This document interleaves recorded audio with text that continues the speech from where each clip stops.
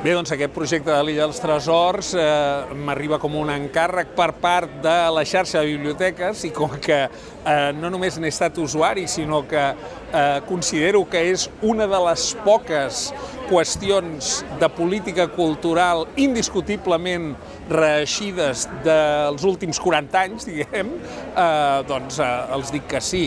Jo m'he passat molts anys anant a biblioteques i a bars, que són les dues B altes que m'interessen més. En un lloc per la paraula oral i en l'altre per la paraula escrita. De manera que no m'ha costat gaire trobar un dels temes i escriure una d'aquestes peces per l'Illa dels Tresors.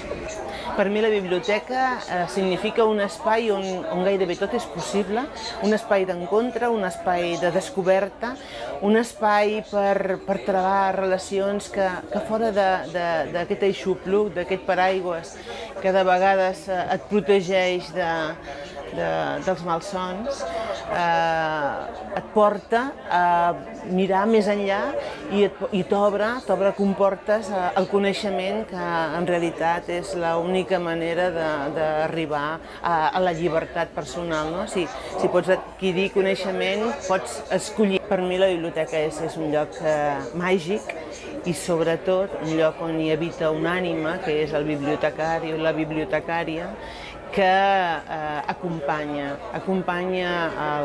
els lectors i que d'alguna manera els fa de metge de capçalera de l'ànima, no? I que els ajuda a escollir, que els ajuda a obrir el paladar a nous gustos, moltes vegades, i on s'hi serveixen plats molt diferents i t'ajuden a saber gaudir-ne.